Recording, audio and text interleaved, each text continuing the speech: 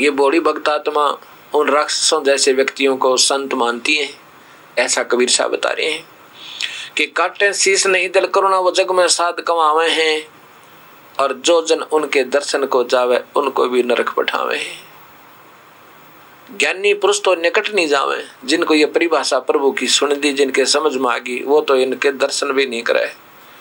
जो केवल तीनों गुणों तक की भक्ति बता रहे हैं, ब्रह्मा विष्णु महेश तक, और नीचे पितर पूजवावे, भूता की पूजा, श्राद्ध निकलवावे, फिर पिंड भरवावे। कहते हैं ज्ञानी पुरुष तो निकट नहीं जावे, वो तो मूर्खों को रीझ रजावे हैं। ये भी पैदा है वैद्य से वेद लेता। अब 9वें अध्याय का गीता जी का इसमें स्पष्ट लिखा है कि भाई भूत पूजने वाले भूत बनेंगे और पितर पूजने वाले पितरों को प्राप्त होंगे, और मेरा भक्त मेरे पास आ जाएगा। लेकिन ब्रह्म भी कहता है कि मेरी भी भक्ति अच्छी नहीं है, वो तो पूर्ण परमात्मा की भक्ति करने से बात बनेगी। ये गीता जी अध्याय नंबर 9 का और श्लोक नंबर देखिए 25 में लिखा है कि भूत पूजने वाले भूत बनेंगे, पितर पूजने वाले पितर बनेंगे। अध्याय नंबर 9 और ये नीचे बीच में देखो, देवताओं को पूजने वाले देवताओं को प्राप्त होते हैं, पितरों के पूजने वाले पितरों को प्राप्त होते हैं, और भूतों के पूजने वाले भूतों को प्राप्त होते हैं। मेरा पूजन करने वाला मुझे ही प्राप्त होता है। अब क्या हुआ, भूतों की पूजा करने क्या है, श्राद्ध निकाल, पिंड भरवाना, 13वीं मनाना, ये भूतों की पूजा, 17वीं मनाना, और पितर पूजा फिर श्राद्ध निकालना। इनकी पूजा करने वाला उन्हीं वही भूत बन जाएगा, पितर बन जाएंगे। ऐसे ये गलत साधना है, शास्त्र विरुद्ध है, ये नहीं करनी। गीता में मना है। अब कहते हैं क्या हो गया, वो भी कर लें और ये भी कर लें, कभी नहीं। 100 वर्ष तक सच्ची पूजा, सत्य भक्ति, शास्त्र अनुकूल साधना, एक दिन आन उपासी, एक दिन भी श्राद्ध निकाल लिया, मन पत्थर पूज लिए, या कोई और पूजा कर दी, या कोई देवी देवताओं की पूजा कर दी, तो 100 वर्ष तो सच्ची पूजा सतगुरु की बताई हुई, और एक दिन आन उपासी, वो अपराधी आत्मा पड़ा काल की फांसी। अब बढ़िया हलवा बना के और इसमें इतना रेत डाल दिया, क्या फायदा उसका बनाने का, इसे अच्छा ना बनाता। तो ये सत भक्ति करनी है तो ये सब पूजाएं छोड़नी होगी हमने। अब जैसे प्रसंग चल रहा था कि गीता जी में लिखा है कि तीनों गुणों तक की भक्ति, राक्षस स्वभाव को धारण किए हुए नीच व्यक्ति होए, इससे नीच और क्या होगा, जो आदमी मार दे और भगत को आवे। ये दुष्कर्तिन बताए, दुष्कर्तिन माने बुरे कर्म, और उनका परिणाम बुरा हुआ। अब इनको हम संत समझे और वहां कत्लेआम बना दिया। अब ऐसे ही जैसे रावण भगवान शिव का उपासक था, और भगवान शिव की वैसे तो विद्वान पुरुष था, वेदों को पढ़ा था, पंडित था। वेदों में क्या कमी छोड़ी है इस ब्रह्म भगवान ने, क्षर पुरुष ने, ज्योत स्वरूपी निरंजन ने ज्ञान तो दे दिया पूर्ण परमात्मा का, और वे ऑफ वर्शिप दे दी अपने तक की। और उसमें भी जैसे शिव विष्णु ब्रह्मा आदि नाम जो आए हैं वेदों में, तो इन्होंने अनजान पने में इन्हीं त्रिलोकीय ब्रह्मा विष्णु महेश को मान लिया कि ब्रह्मा विष्णु शिव इन्हीं का नाम है, और उस शिव की महिमा गाई हुई है कि शिव बड़ा शक्तिमानशाली है। वो शिव और है, शिव का अर्थ है जो हम इन हमारे दुष्कर्मों ने काट दे, विनाश कर दे, कल्याण करे। और वो शिव है कबीर परमेश्वर, जो हमारे पाप कर्मों ने काट दे, जो ब्रह्मा विष्णु महेश से 3 लोक वाले नहीं काट सकते। वो हमारे जन्म मरण के रोगों को खत्म कर दे, ये नहीं कर सकते, इसलिए वो पूर्ण परमात्मा शिव कहलाता है। और विष्णु वो वास्तव विष्णु वो है ही, क्योंकि आपने देखा कि पौधे से खुराक चलती है। गीता जी के 15वें अध्याय में लिखा है कि ये उल्टा लटका हुआ एक वृक्ष है, और उसके ऊपर ने जड़ नीचे को शाखाएं। अब इस सत भक्ति हम पूजा करेंगे, सत भक्ति करेंगे तो ऐसे करनी होगी, इस मूल की पूजा करेंगे। गीता जी के 15वें अध्याय के 16 और 17 में लिखा है श्लोक में कि 2 भगवान है, ये क्षर ये अक्षर। ये क्षर तना है, अक्षर तना है, अक्षर तना है, और क्षर ये ब्रह्म है, ये नाशवान है, ये निरंजन है, और जड़ है ये पूर्ण ब्रह्म। गीता जी के 15वें अध्याय के 17-16 श्लोक में लिखा है कि क्षर चाहे अक्षर है, 2 पुरुष है, ये अक्षर ये पेड़ तना समझो, और ये क्षर, ये ब्रह्म, ये पर ब्रह्म, दो भगवान है। और लेकिन वास्तव में गीता जी के 15वें अध्याय के 17वें श्लोक में लिखा कि वास्तव में उत्तम पुरुष तो अन्य है, वास्तव में भगवान तो कोई और ही है, उसी को परमात्मा कहा जा सकता है। वो तीनों लोकों में प्रवेश करके सबका धारण पोषण करता, वो कबीर परमेश्वर है।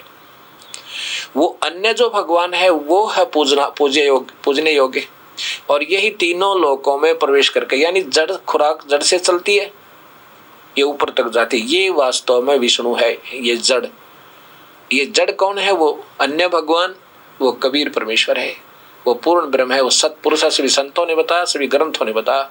तो इससे ये है वास्तव में विष्णु।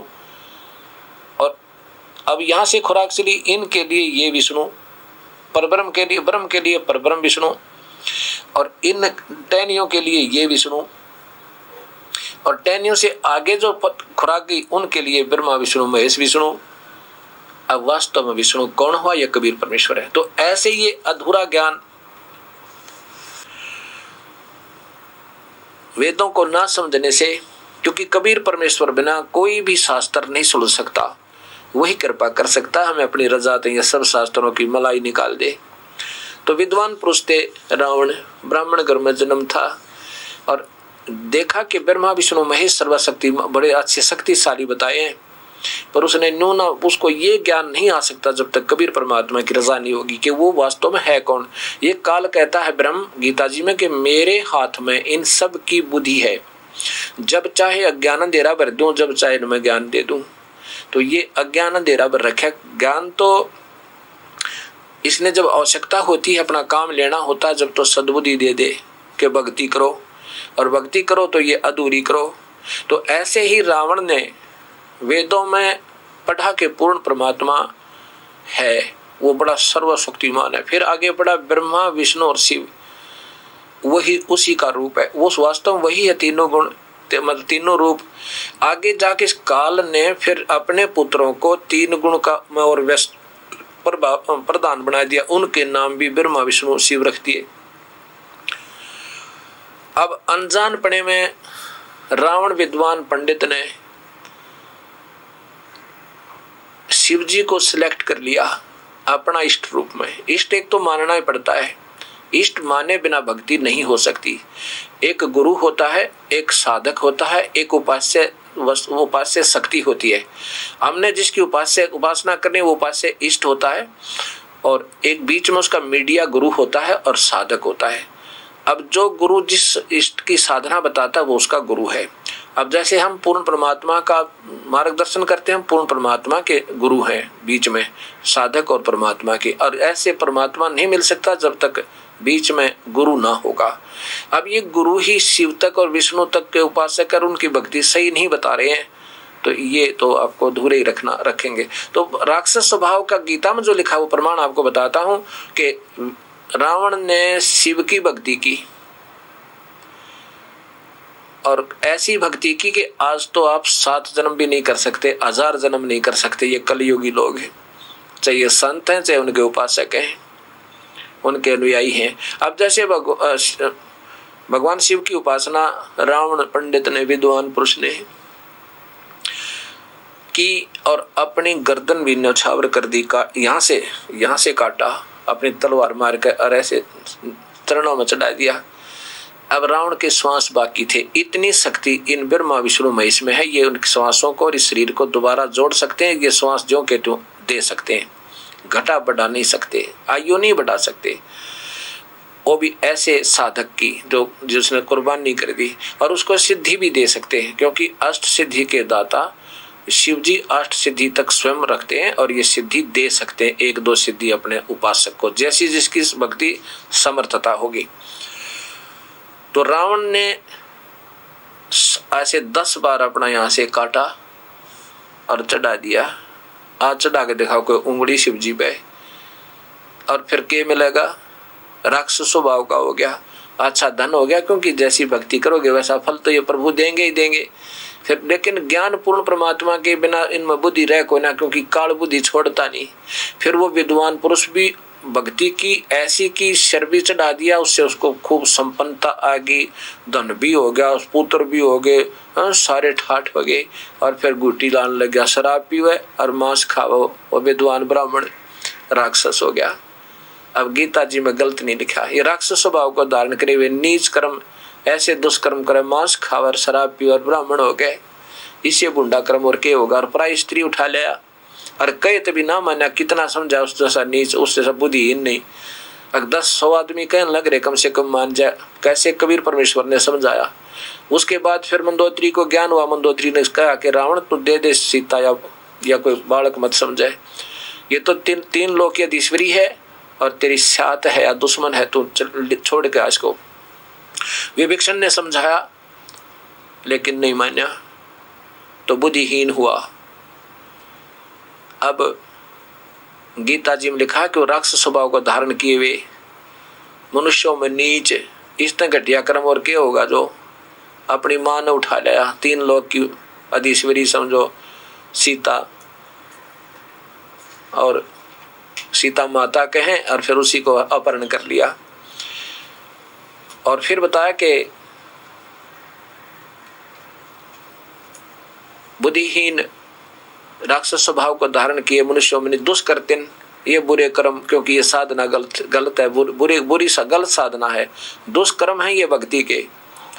तीनों गुणों तक की पूजा, ब्रह्मा विष्णु महेश तक, और भूतों की पूजा, पितरों की पूजा, और ब्रह्म की साधना भी कबीर परमेश्वर ने मना किया है। कहते हैं जो इस काल को करता कहे, जो इस ब्रह्म तक को भगवान माने बैठा है, और इससे नीचे ब्रह्मा विष्णु महेश शिव आदि तो भगवान तो हैं, लेकिन ये पूजा नहीं। अब जैसे अब यहाँ फिर शंका होगी आपके कि अक्सर पुरुष एक पेड़ है, निरंजन वा की डार, तीनों देवा शाखा, फिर पात रूप संसार। क्या इससे सिद्ध है कि क्या हम ब्रह्मा विष्णु महेश फिर हमारे दुश्मन है? बिल्कुल साथी है, दुश्मन नहीं है। ये साथी जब होंगे जब इनको सदुपयोग करेंगे। अब जैसे अक्सर पुरुष एक पेड़ है, निरंजन वा की डार, और तीनों देवा शाखा है, ये पात रूप संसार। अब पौधा हमने ऐसे बीजना है, इसकी भक्ति करेंगे हम परमात्मा की, इसकी पूजा करेंगे, इस जड़ की, और जड़ में खुराक डालेंगे भक्ति रूपी सत भक्ति, और फिर वृक्ष की इस अक्षर पुरुष से यहाँ जाएगी खुराक, यहाँ से आएगी, और इन टहनियों का फल लगेंगे फिर, और ये फिर हमें लाभ देंगे। वास्तविक लाभ ये तब देंगे जब हम इसकी ऐसे भक्ति करेंगे, ये हमें बहुत प्यारे लगेंगे। अब हम कैसे कर रहे हैं वो गलत बता रहे हैं गीता में।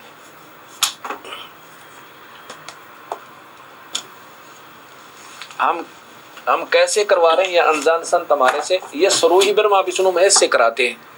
ये देखो, ये उल्टी पूजा, पौधे को ऊपर को जड़ कर दी, नीचे को टहनियों को इसमें गमले में लगवा रखा है। इसलिए ये बुद्धिहीन बताए, ये संत ज्ञानहीन जो ऐसे पूजा यहाँ से ब्रह्मा विष्णु महेश की पूजा प्रारंभ करवा रहे हैं। और गीता में मना किया है, तीनों गुणों तक की पूजा नहीं करनी। इसलिए ये पौधा भक्ति रूपी सूख गया और सब बीड़ी शराब मांस तंबाकू पीने लगे। वास्तविक लाभ इनको मिला नहीं जो हम सुना करते प्रभु का।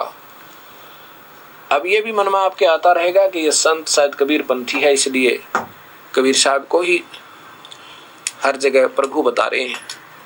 ये दास नहीं बता सकता, ये तो अपने शास्त्र बता रहे हैं, वो संत बता रहे हैं जिन्होंने आंखों देखा इस मालिक को। और इस दास के ऊपर रजा हुई, तब ये डंडोरा पीटने लग गया, अरे नादान वस्तु कहाँ ढूंढो, कहाँ किस विध लगे हाथ, एक पलक में पा लिए भाई बेदी ले ले साथ। और दूसरा उदाहरण आप देखिएगा कि भस्मा गिरी एक साधक हुआ भगवान शिव का। उसने 12 वर्ष तक भगवान शिव के द्वार पर कैलाश पर्वत पर, जहाँ भगवान शिव का इस 3 लोक में एक लोक है, उस लोक में एक भवन है अलग से, उसके द्वार पर 12 वर्ष तक सिरासन पे, ऊपर ने पैर तले ने सिर करके और साधना की। एक दिन पार्वती ने कहा कि हे महादेव, ये आपका सेवक क्या मांगता है, आपके लिए जरा सी बात है, इसको प्रदान कर दो, यहाँ से चावा छुट्टी हो है। शिव जी ने कहा कि बोल भाई भस्मागिरी क्या मांगे तू, बेटा मैं तेरे पर प्रसन्न हो गया। भस्मागिरी ने कहा कि भगवान ऐसे नहीं, वचनबद्ध हो जाओ जब मांगू। शिव जी ने कहा अच्छा भाई मांग ले। संत के मांगेगा भाई, छोटे मोटी कोई सिद्धि ले मांगता होगा, दे दूंगा। वचनबद्ध हो गए भगवान भोलेनाथ। क्योंकि संत होते हैं, संतों में धोखा, उनके हृदय में पाप नहीं होता, वो दूसरों को अपने जैसा ही मानते हैं। तो शिव जी जो है ये भगवान है, तीन लोक के परमात्मा है, श्रेष्ठ आत्मा है, ये अपने जैसा ही दूसरे को मानते हैं। इन्होंने सोचा अपने जैसा साधक सेवक मतलब साफ आत्मा का जान के कहा मांग भस्मागिरी के मांगे। भस्मागिरी बोला मुझे ये भस्म कड़ा दे दो, आपका ये भस्म कड़ा दे दो। भगवान जी ने एक भस्म कड़ा था जो ऐसे किसी की तरफ सिर पे ऐसे हाथ रख के कह देना भस्म, वो समाप्त हो जाए। तो शिव जी ने सोचा भी ठीक अपनी रक्षार्थ मांगता होगा, दे देते हैं। जब भस्म कड़ा दे दिया ना, भस्म कंडा किसको? भस्मागिरी को शिव भगवान ने दे दिया वचनबद्ध होकर। उसी समय कहने लगा तू होशियार हो। भस्मागिरी बोला भगवान शिव ने, बताओ ते तुझे मारूंगा किस लिए? कि पार्वती को मैं अपनी पत्नी बनाऊंगा, तुझे खत्म करूंगा। ये है राक्षस। इन तीनों गुणों तक की पूजा करके राक्षस हो गए। इस तरह बुरा कर्म और के करेगा जो अपनी माँ को पत्नी बनाना चाहे, तीन लोग की मालकिन को। ऐसे गीता में मना किया है कि तीनों गुणों तक की पूजा ये राक्षस स्वभाव के लोग करते हैं, इनमें बुद्धि नहीं रहती। इतना भी सोच खत्म होगी तो किसके लिए मर रहा? और क्या संसार में स्त्रियां नहीं थी, ब्याह करवा लेता। लेकिन ये राक्षस कर्म दूषित कर्म है, इसलिए दूषित कर्मों का परिणाम दूषित ही होता है। और उधर से हम भगवान शिव को सर्वशक्तिमान बतावें, सर्वेश्वरा सर्वेश्वर मृत्युंजय। मृत्युंजय है तो फिर भगवान शिव और भस्मागिरी के सामने फिर भाग लिए। अगर इन मृत्यु जीत रखी थी, ये काल जय है, मृत्यु जय है, तो फिर वो भागे बेचारे अपनी जान बचा के। फिर भगवान विष्णु ने बीच में आकर उसको मोहनी रूप बना के पार्वती रूप बनाया, गंडत नाथ नचाया।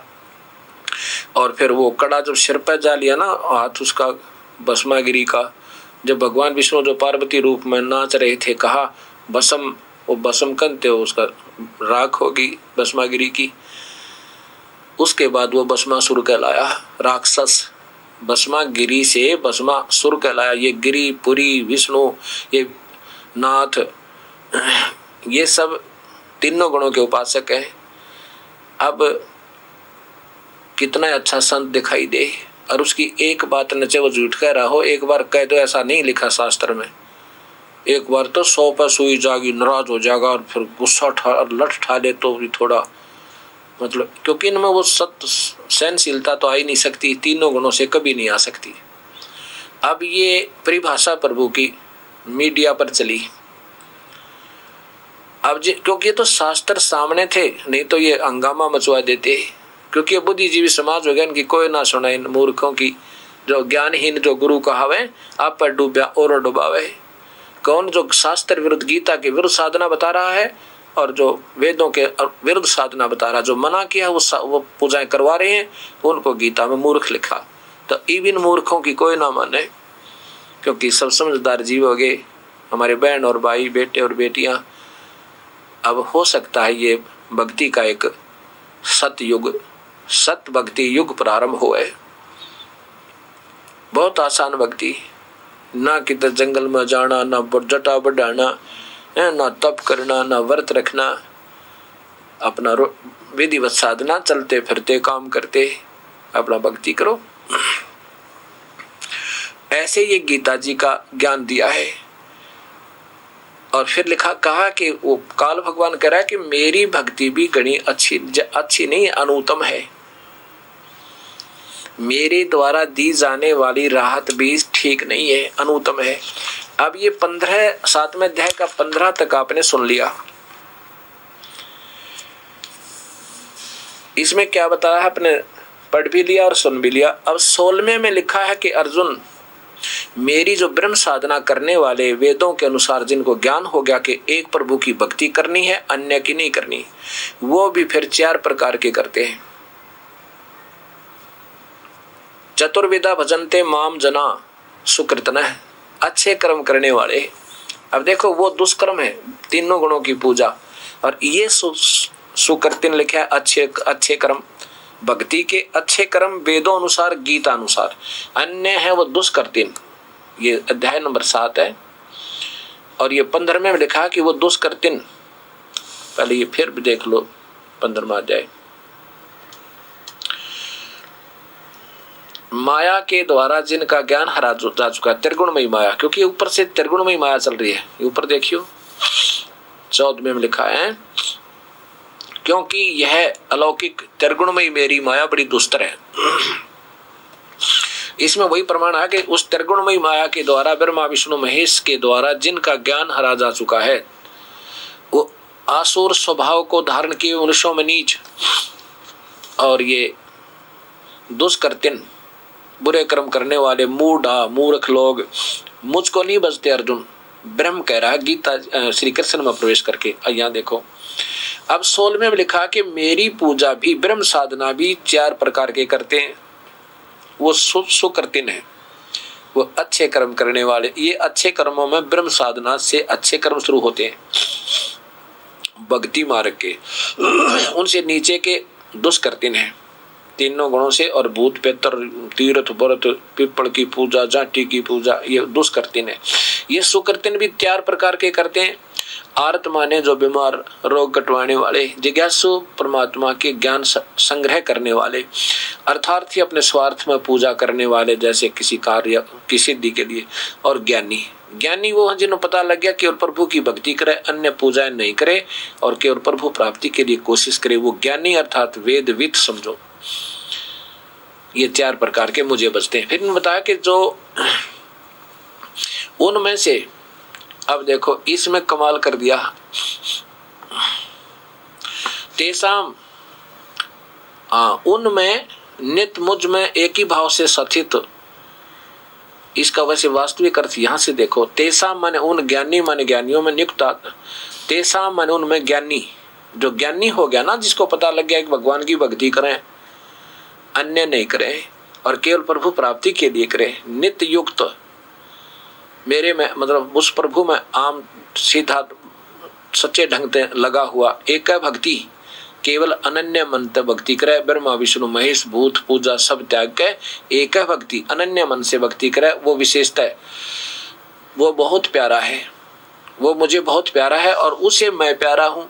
अहम, वो मुझे बहुत प्यारा है और उसको मैं उसको प्रिय हूँ। इसका अर्थ ये बने। अच्छा फिर है 18वें में लिखा है,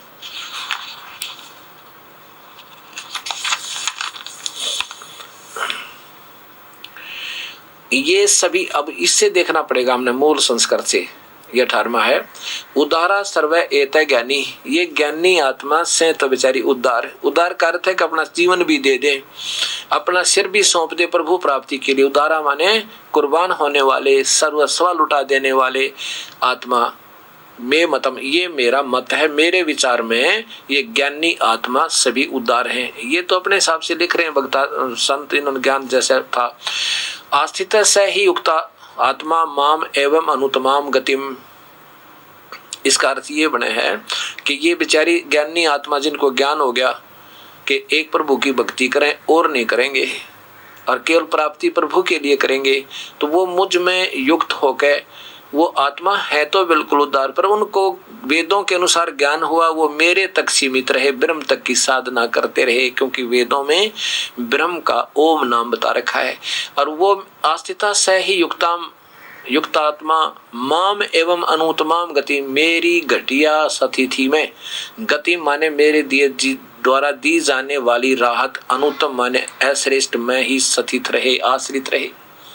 उनको पूर्ण परमात्मा का सही ज्ञान नहीं हुआ बेचारों को, इसलिए वो ज्ञानी आत्मा भी मेरे ही द्वारा दी जाने वाली अनुतमाम घटिया अश्रेष्ठ, क्योंकि काल भी जन्म मरण में, ये भी जन्म मरण में और कभी पार नहीं हो सकते, इसलिए ये भी घटिया बताई, अश्रेष्ठ बताई। और इन्होंने अनुतम का अर्थ अति उत्तम लिख रखा है महापुरुषों ने। किसी भी आज तक के अनुवाद करता की गीता उठा के देख लेना, अनुतमाम का अर्थ वो अति उत्तम। और एकादन चतुर ने लिख रखा है, और उच्चतर, यहाँ उच्चतर लिख दिया, उच्चतर का अर्थ भी उत्तम ही होता है। अनुतमाम माने यहाँ अश्रेष्ठ लिखना था, अरे सीधा सरलार्थ हो जाता, सरलार्थ मेरी अति अश्रेष्ठ मुझ गति में मुझ में ही सती थे, सती थी मैं सती थे। अर्थात ये आगे इसमें कमाल कर दिया।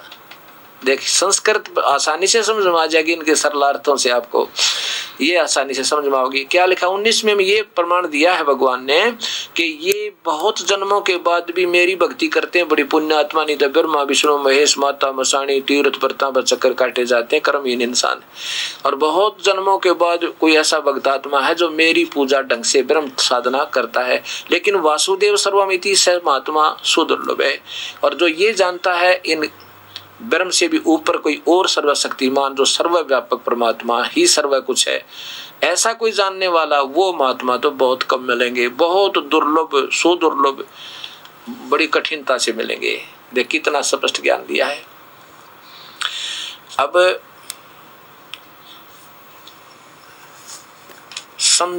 गीता जी के ज्ञान को ऐसे समझाना था अपने भक्त समाज को। इसमें क्या प्रमाण दिया है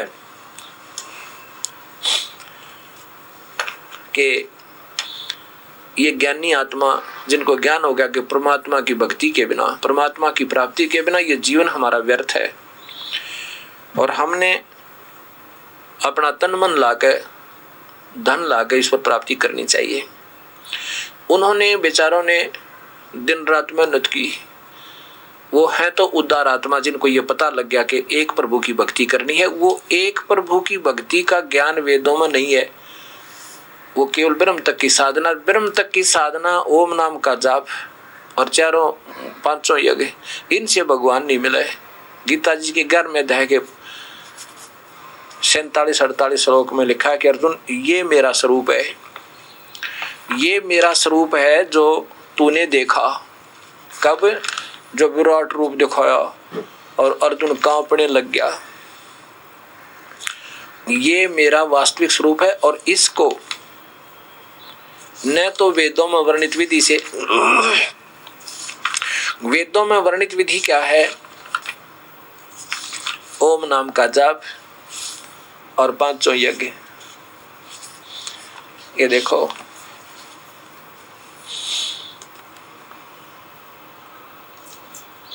गीता जी का अध्याय नंबर ये 11 अध्याय नंबर 11 और श्लोक नंबर 47-48, ये 47 है। और इसमें कहा कि हे अर्जुन, अनुग्रह पूर्वक मैंने अपनी योग शक्ति के प्रभाव से ये मेरा परम तेजो में सबका आदि सीमा रहित विराट रूप तुझको दिखला, जिसे तेरे अतिरिक्त दूसरे किसी ने पहले नहीं देखा। इसमें स्पष्ट लिख रखा है कि तेरे सिवा पहले कभी किसी ने नहीं देखा। और ये मेरा वास्तविक रूप समझो। ये कैसे? हे अर्जुन, मनुष्य लोक में इस प्रकार विश्व रूप वाला मैं न तो वेदों और यज्ञों के अध्ययन से अर्थात वेदों में वर्णित विधि से और न दान से, न यज्ञों के यज्ञ से, न अध्ययन से, इन गीता ज्ञाता के पाठ से भी नहीं मिलूंगा, स्पष्ट लिखा है, और न क्रियाओं से और न उग्र तपों से तेरे अतिरिक्त दूसरे द्वारा देखा जा सकता हूँ। अब मैं जो तुझे दिखाया मैंने रूप, ये तो तेरे पे कृपा करके दिखा दिया। ये मेरा ना वेदों वर्णित विधि से किसी प्रकार भी नहीं देखा जा सकता। इससे सिद्ध होता है कि वेदों में वर्णित विधि से प्रभु प्राप्ति नहीं है, अन्य बेनिफिट और लाभ है, अदर्स बेनिफिट है। वो क्या है? स्वर्ग में, स्वर्ग महास्वर्ग में देव बन जाना, महादेव बन जाना, इस तरह के उसके लाभ मिल सकते हैं, बाकी प्रभु नहीं मिलता। अब इसी के 53 और 54 श्लोक में इसमें क्या बताया है? अब यहाँ उलझा देंगे वो बड़ी ये नादान संत आपको नो कहेंगे। आगे 53-54 में लिखा है कि मैं पाया जा सकता हूँ अनन्य भक्ति थे।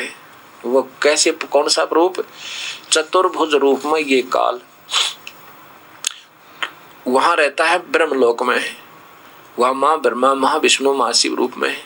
और वो चतुर्भुज रूप के भी दूर से दर्शन, जैसे ब्रह्मा विष्णु महेश को विमान में बिठा के आपने देव भागवत महापुराण का 3रा सकंद देखा था, दूर से दिखा दिया, अपनी कर पाते हैं। अनन्य उपासक जैसे ये ब्रह्मा विष्णु महेश बहुत पुण्य आत्मा थी और ये पहले की, और इनको फिर अपने घर पर जन्म दिया, अपनी पत्नी से उनको जन्म दिया, और फिर इन्हीं को कृपा करके अनन्य मन के उपासक थे ही थे, दूर से दर्शन दिखा दियो, देखो विमान में बैठा के, ऐसे वो दर्शन दे सकता है। और बाकी चाहे को किसी नाम का जाप करते रहो, प्रभु नहीं मिल सकता। ये अनदान संत कहते हैं, भगवान ने गीता में लिखा कि मैं वेदों वर्णित विधि से नहीं मिलूंगा, फिर कैसे मिलेगा? राधे राधे श्याम मिला दे, राधे राधे श्याम मिला दे। ये कहाँ लिखा है राधे राधे श्याम मिला दे? ये कैसे मिलेगा फिर? मतलब इन्होंने अटकड़ें लगा कर अपने जाल में जीव को उलझाने की का ये कार्य है। अब इसमें अर्जुन दुखी होकर बोला, भगवान मेरे भी आपका रूप इतना भयंकर विकराल रूप देखा नहीं जाता, आप कृपा अपने उसी रूप में आओ, चतुर्भुज रूप में। तो वो भगवान काल अपने चतुर्भुज रूप में आया, जो ब्रह्मलोक में रहता है, महाविष्णु रूप में। उसके बाद फिर कृष्ण रूप में आ गया, कृष्ण रूप दिखा दिया। तो अब उसमें कहा कि जो ये चतुर्भुज रूप जो तूने मेरा देखा ना, ये भी बड़ी मुश्किल से दिखाई देता है। ये देखो, इस लेखक, इस जयदयाल गोविंद ने बहुत अच्छी कोशिश की है गीता जी के जितना सुलझा सका, इन्हें यथार्थता की तरफ ले जाने की कोशिश की है, लेकिन ये स्वयं ही बेचारा जहां नहीं समझ पाया, फिर इसने भी अधूरा छोड़ दिया। अब ये देखो 53 और 54, ये गीता अध्याय नंबर 11,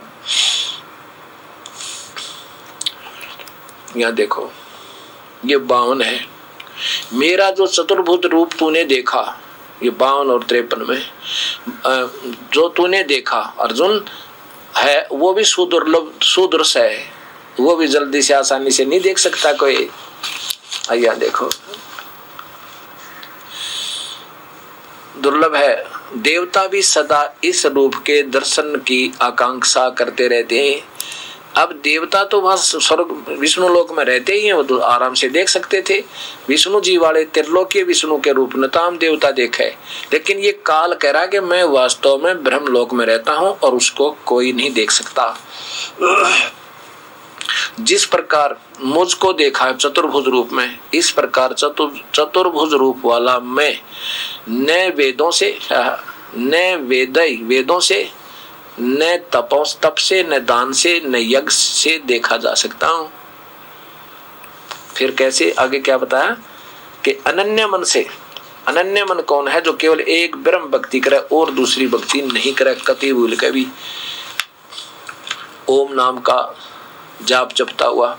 इस प्रकार चतुर्भुज रूप वाला मैं प्रत्यक्ष देखने के लिए, तत्व से जानने के लिए तथा प्रवेश करने के लिए शक्य हूं। इसमें प्राप्त नहीं है, मुझे प्राप्त नहीं कर सकता। यह है अहम दृष्टम तत्वेन, तत्व से देखने के लिए, तत्व से जानने के लिए और दूर से देखने के लिए, प्रत्यक्ष देखने के लिए दूर से, और प्रवेश करने के लिए, प्रवेश के काल के पेट में जाने के लिए शक्य हूं। क्योंकि काल का उपासक अनन्य मन से ओम नाम का जाप तो करना ही पड़ेगा। और ओम नाम का जाप को ये कह ही रहा है कि जो वेदों अनुसार साधना करता वो मुझे बहुत प्यारा।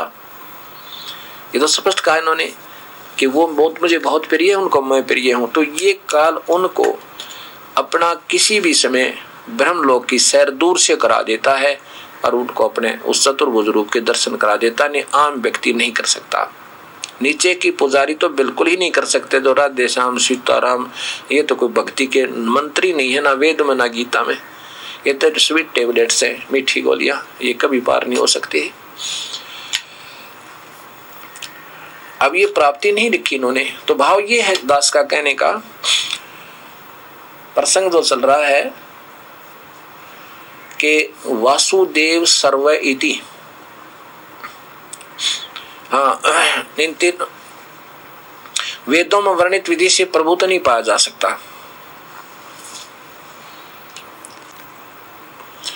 अन्य लाभ हो सकते हैं।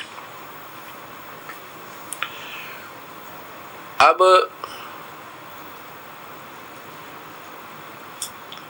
ये ज्ञानी आत्मा है तो उद्धार। अब ये प्रसंग फिर चलेगा। और जिनको ज्ञान हुआ कि एक प्रभु की भक्ति करनी है, अब जैसे महर्षि दुर्वासा जी, महर्षि कपिल मुनि जी, महर्षि चुनक जी, इन्होंने एक प्रभु की भक्ति वेदों अनुसार प्रारंभ की, ओम नाम के जापते और मेडिटेशन ध्यान थे। अब जैसे कई संत, आज कलियुगी संत केवल ध्यान पर कहते, ध्यान लगाओ बस अंदर का आनंद न्यारा है, अंदर का आनंद न्यारा है। अब मजदूर आदमी, दिन में खेत में काम करने वाला, जमींदार, दुकान पर बैठने वाला, नौकरी करने वाला कितनी देर मेडिटेशन कर सकता है? और ये हजारों वर्ष मेडिटेशन ध्यान करने वाले की क्या दुर्गति होती है, वो अब सुनना। एक चुनक नाम के ऋषि थे, वो उदार आत्मा, वो ज्ञानी आत्मा, जिनको ज्ञान हुआ कि एक भक्ति अन्य भक्ति निकले। वेद में लिखा है, एक पूर्ण परमात्मा की भक्ति न त्याग के अन्य जो पूजा करते हैं वो आत्मघाती है, यानी ब्रह्म और पार ब्रह्म की पूजा भी नहीं करनी। अब ब्रह्म कहता है कि नीचे की भक्ति तो बिल्कुल व्यर्थ है और ब्रह्म की भक्ति से बहुत लाभ है। ब्रह्मा विष्णु महेश और नीचे की पूजाएं जो देवी देवी की तुम करते हो, इनसे तो 1000 गुना ब्रह्म की साधना अच्छी है, लेकिन ये भी अनुत्तम है, श्रेष्ठ नहीं है।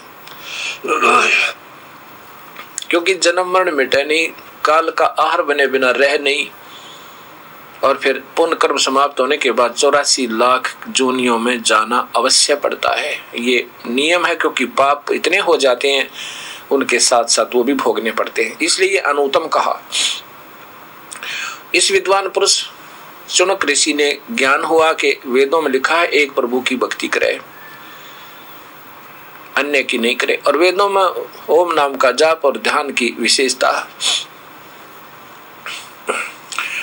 उन्होंने कई हजारों वर्षों तक मेडिटेशन किया, ओम नाम का जाप भी किया, फिर ध्यान किया, और मान लिया कि आपने अपनी साधना सही है और जो वेदों में वर्णित है, निश्चिंत होकर लगा हुआ। और ये काल बड़ा तेज है, अब भक्ति करवा के इसमें कुछ सिद्धि आ जाती है तप करवाने से, और फिर ये एटम बम बना लेता है इनको अपने ही प्रयोग करने के लिए। क्या हुआ, एक समय एक मानधाता नाम के चक्रवर्ती राजा,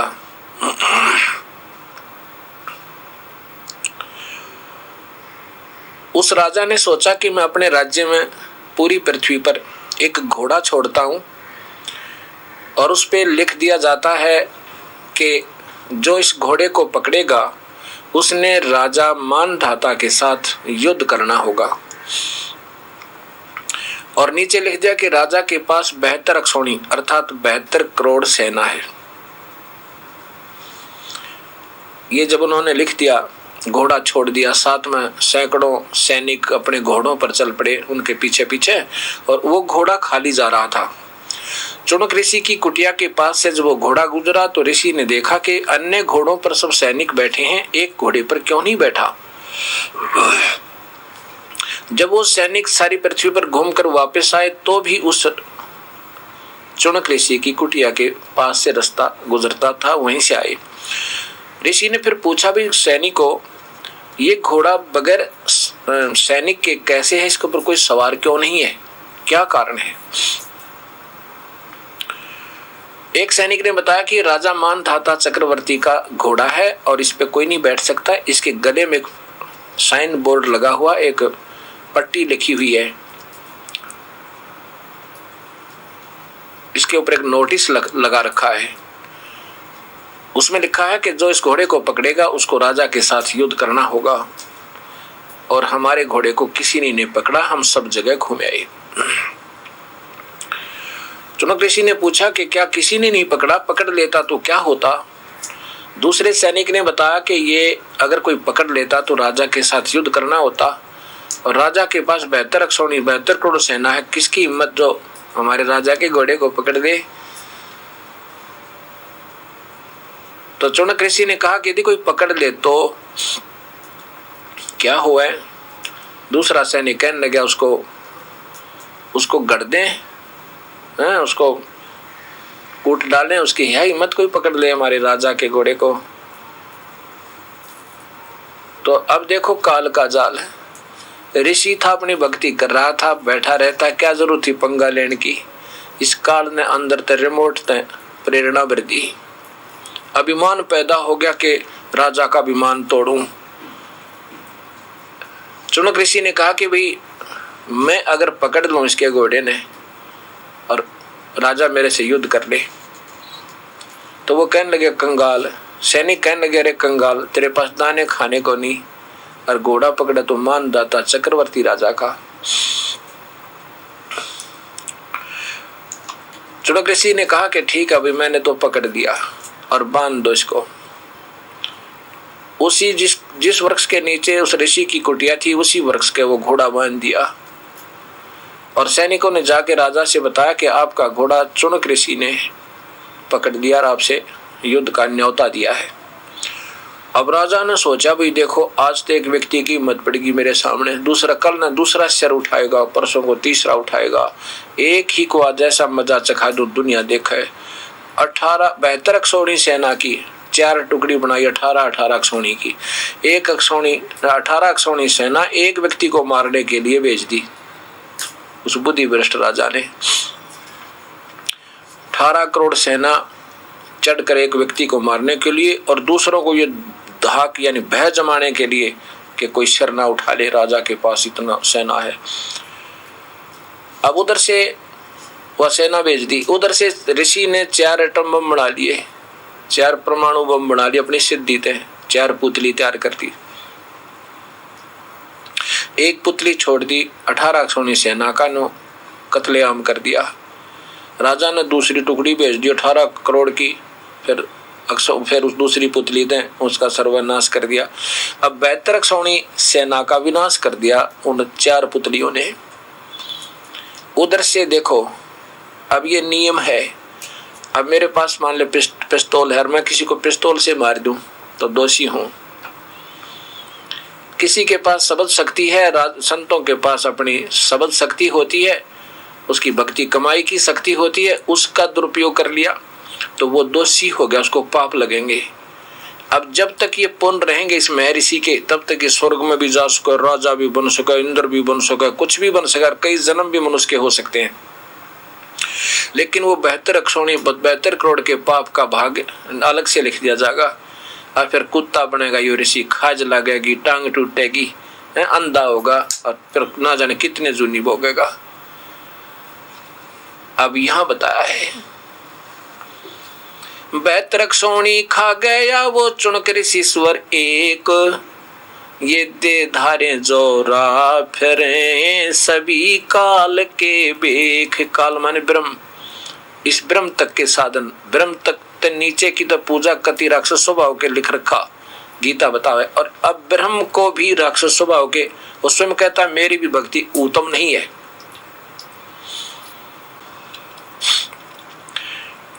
अब अपनी भक्ति को भी भगवान काल ब्रह्म कह रहा है कि मेरी भक्ति भी श्रेष्ठ नहीं है, अनुत्तम है। अब ये यूं अनुत्तम है, ऐसे घटिया, अश्रेष्ठ है। हजारों वर्ष साधना की, मेडिटेशन किया और सद्भक्ति जान के किया, अंत में उसका क्या बन गया। गरीबदास जी व कबीर परमेश्वर की प्यारी आत्मा उन्हीं के ज्ञान को अपने मुखारविंद से बता रहे हैं कि कबीर साहब ने मुझे ये बताया, 72 अक्षौणी खा गया वो चुनक ऋषिश्वर के, दे धारे जोरा फिरे ये सभी काल के बेखो। 72 अक्षौणी सेना को खा गया वो चुनक ऋषिश्वर, चुनक नाम के ऋषिश्वर, ऋषि फिर ईश्वर, ईश्वर यानी सर्वश्रेष्ठ ऋषि के ये लक्षण इस ब्रह्म साधना काल उपासना करने वाले के। और ये दे धारे मौत फिरे, ये ऋषि मौत फिरे, ये सभी काल के भेख है। अब जैसे दुर्वासा जी ने ऐसे साधना की वेदों अनुसार और फिर यादवों को श्राप दे दिया, 56 करोड़ यादवों का विनाश का कारण दुर्वासा बन गया, वो अपनी शब्द शक्ति थे और फिर उसकी पाप भोगने पड़ेंगे दुर्वासा जी ने। उधर से भगवान कृष्ण और उनका सारा परिवार विनाश में गया, दुर्वासा जी के श्राप थे, उस श्राप को भगवान कृष्ण नहीं टाल सका। गरीबदास जी कहते हैं तुम कौन राम का जपते जापम, अर्थात कटे न ये तीनों तापम।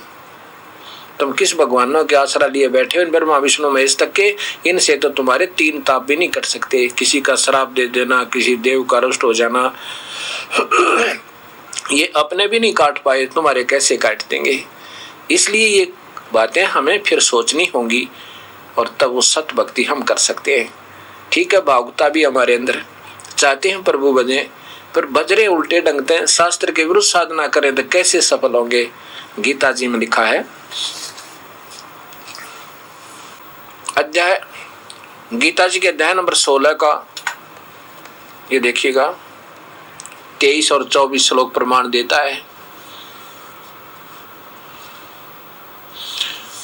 कि ये अध्याय नंबर 16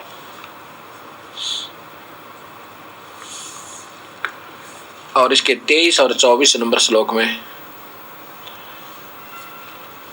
जो पुरुष, जो व्यक्ति, यह माने जो साधक या व्यक्ति शास्त्र विधि को त्याग कर अपनी इच्छा से मनमाना आचरण करता है, वह न सिद्धि को प्राप्त होता है और न परम गति को और न ही सुख को। अब सब भक्ति करें और सब पे जो कह रहा है वो टूट जाता है कर्म का।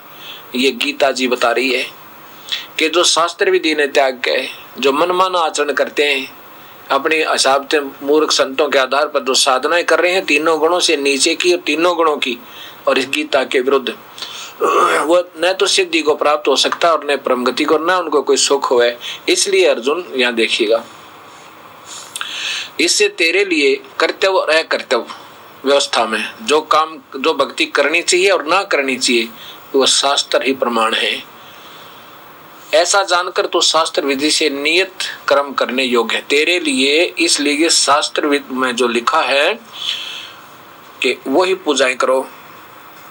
अब शास्त्रों में कौन है सूक्ष्म वेद, कबीर परमात्मा की भक्ति का मार्ग, वो 1 नंबर पे है। कबीर परमेश्वर का जो ग्रंथ है, ग्रंथ साहिब सदग्रंथ, वो 1 नंबर पे है। और उन्हीं के सीधे संपर्क में आए हुए संत गरीबदास जी, मलुकदास जी, दादू दास जी और गुरु नानक देव जी, ये आदरणीय संत, इन्होंने जो अपनी व्याख्या उन कबीर साहिब के मिलने के बाद जो की है, वो भक्ति विधि के सही शास्त्र हैं। और 2 नंबर पर वेद और गीता। गीता और वेदों में केवल ओम नाम के जाप का और 5 यज्ञ का वर्णन है। ये सही करना होगा, इससे हम इस काल से छूट जाएंगे। इस काल भगवान को, ब्रह्म को ये सारी पूजा सौंप देंगे। वैसे हम इनको पूजा नहीं कह सकते, क्योंकि पूजा शब्द हमारे मुख पर चढ़ा हुआ, इसलिए कहते हैं ये धार्मिक कर्म है। पूजा में बहुत कुछ होता है। पूजा होती है इष्ट मानकर साधना करना। हम इनको इष्ट मानकर नहीं, हम इनसे कर्जा मुक्त होने के लिए, इनसे पीछा छुटवाने के लिए, ब्रह्म से, काल से, फिर इसकी साधना जो करेंगे, वो साधना, वो धार्मिक कर्म, धार्मिक जो जितने भी आज तक हमने कमाई की है, इसको दे देंगे। इसलिए हम इनकी पूजा, ये साधना करते हैं। पूजा नहीं करते, इनसे ऋण मुक्त होने का यत्न करते हैं।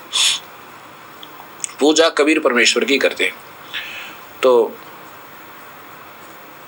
हम जो यहाँ से निकलना चाहते हैं, तभी हम ये पूजा विधिवत करेंगे। और शास्त्र विधि ने त्याग कर जो साधना करता है, इन गीता के अनुसार, गीता में लिखा ओम नाम का जाप और 5 यज्ञ गुरु बनावे, अन्य पूजा नहीं करे, देवी देवताओं की पूजा, ये श्राद्ध आदि नहीं निकाले, पितरों की पूजा नहीं करे, ये नहीं करे और ये करे, ये कर्तव्य और अकर्तव्य कर्म के बारे में ये शास्त्र प्रमाण देंगे, ऐसा करना। इनको छोड़कर जो पूजा करते वो ना सिद्धि को प्राप्त हो सकते, ना परम गति को, ना सुख हो।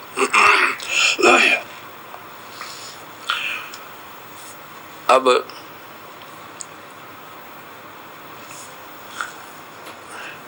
इसी में आगे चलेंगे। गीता जी में 7वें अध्याय में कमाल कर रखा है। अब 18 तक आपने सुन लिया कि वो तो मेरी अनुत्तम गति में स्थित हैं, और 19 में आपने सुना अध्याय नंबर 7 के और अध्याय नंबर 7 के श्लोक नंबर 19 में आपने सुन लिया कि बहुत जन्मों के बाद कोई पुण्य आत्मा मेरी भक्ति करता है, यानी इस ओम नाम के जाप को करता है, जैसे ऋषि चुनक जैसा ने किया। लेकिन वासुदेव सर्वम इति, वो वासुदेव मन सर्वव्यापक परमात्मा ही सब कुछ है। जो यह जानता है, ये जो समझता है कि वासुदेव सर्वैति, वासुदेव ही यानी सर्वव्यापक परमात्मा ही सब कुछ है, ऑलमाइटी है, ऐसा जानने वाला महात्मा सुदुर्लभ है, वो तो बहुत ही दुर्लभ है। अब वासुदेव के ऊपर हम कहां अटक गए? इन्होंने महापुरुषों ने, जो हमारे पूरे पहले के गुरु थे इस दास के, और वो बताया करते वासुदेव श्री कृष्ण भगवान वासुदेव है, सर्वव्यापक है। नहीं, ये 3 लोक के वासुदेव हैं। ये केवल अपने एक विभाग में व्यापक है। जैसे एक स्टेट का मंत्री, एक राज्य का मंत्री, वो अपने राज्य में एक विभाग में व्यापक है, अपने उस विभागों में व्यापक है, पूर्ण व्यापक नहीं है। ये तो जैसे वासुदेव, वेदों में वासुदेव शब्द है, सर्वव्यापक भगवान। उसके उपमात्मक नाम भगवान श्री कृष्ण जी के पिताजी श्री का नाम था वासुदेव। अब इन गीता के आधार पर इन्होंने अनजानपने में श्री कृष्ण को ही ब्रह्म, इसको पर ब्रह्म, इसी को पूर्ण ब्रह्म है, सर्वस्वा वासुदेव बना रखा। नहीं, अब अनजानपने में कोई ब्रह्म विभाग के मंत्री, राज्य के मंत्री को मुख्यमंत्री, प्रधानमंत्री, राष्ट्रपति बतावे, वो कितना जानकार होगा ये आप सोच लेना। वो कति अधूरा, व्यर्थ, उसके पास कुछ नहीं है, उसको कोई ज्ञान नहीं। वासुदेव का अर्थ है पूर्ण परमात्मा। कबीर साहब, यही परमात्मा तीनों लोकों में प्रवेश करके, यानी सर्वव्यापक होकर भी, अब जैसे जड़ से खुराक चली, तने में गई, तने से डार में, डार से उन तीनों टहनियों में, टहनियों से आ गई। वास्तव में सर्वव्यापक कबीर परमेश्वर की सता हुई जड़ की। ऐसे जैसे प्रधानमंत्री अपने सब राज्यों में भी व्यापक है, अपने सब राज्यों में भी व्यापक है, मंत्रियों के विभागों में भी व्यापक है, मुख्यमंत्री के राज्य में भी व्यापक है, स्टेट में, और सब स्टेटों में भी व्यापक है। वासुदेव प्रधानमंत्री हुआ वास्तव में। वैसे मुख्यमंत्री अपने प्रांत में व्यापक है, वो वहां वासुदेव है। लेकिन वास्तव वासुदेव जो सर्वम सर्वस्वा सब कुछ है, ऐसा जानने वाला वो महात्मा तो बहुत ही मुश्किल है, सुदुर्लभ है। उसके लिए गरीबदास जी कहते हैं, इन करोड़ संतों में तो तुझे पाओगा नहीं भगत जी।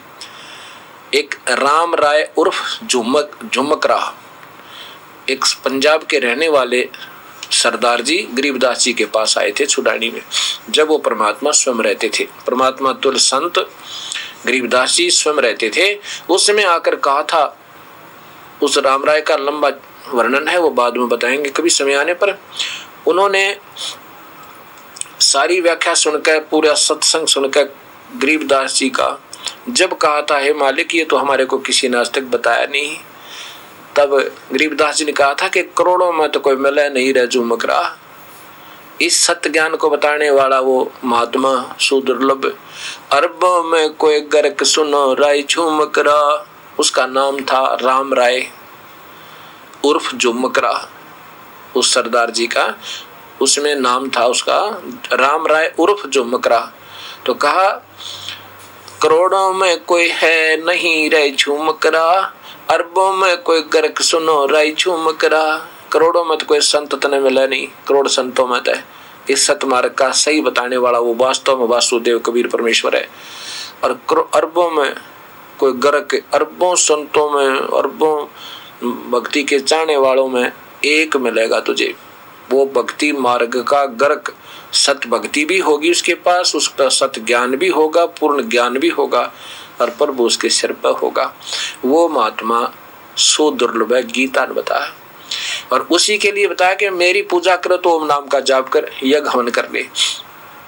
8वें अध्याय के 12 और 13 श्लोक में गीता जी में किया बताया है। और चौथे अध्याय के 34वें श्लोक में बताया है कि उस परमात्मा के सही मार्ग का पाठ के लिए तुझे चाहिए उस परमात्मा की भक्ति, तो उन तत्वदर्शी संतों ने ढूंढ ले और फिर वो उनको दंडवत प्रणाम कर निष्कपट भाव से उनकी सेवा कर और फिर खुश होकर वह तुझे उस परम पिता का मार्गदर्शन करेंगे। तू ऐसे कर लेना। ऐसे ही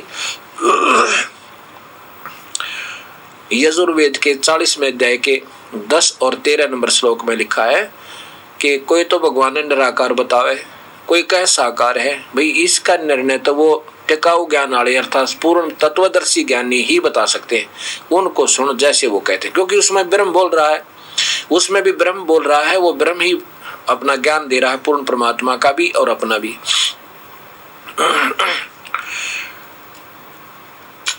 और जैसे वो बताऊं फिर ऐसे करो। अब कि वो वासुदेव, वास्तव वासुदेव कबीर परमेश्वर है, वो बड़ा सुदुर्लभ है, वो बड़ी मुश्किल से मिलेगा वो संत। फिर आगे बताया है, अब 20 में बताया कि जो व्यक्ति इन तीनों गुणों तक आश्रित है, क्योंकि 15वें से फिर लिंक हो गया, 7वें अध्याय के 15वें श्लोक से फिर इसका तरतीवार संबंध है, इसका लिंक है कि उन भोगों की कामना द्वारा जिनका ज्ञान हरा जा चुका है, यानी ब्रह्मा विष्णु महेश के उपासक ये अक्षणिक सुख में फंसे हुए हैं, ज्ञान सब अपने स्वभाव से प्रेरित होकर उस नियम को धारण किए करके अन्य देवताओं की पूजा करते हैं। अन्य देव माने भगवान, 3 लोक के भगवान ब्रह्मा विष्णु महेश। देखिए यही गीता जी।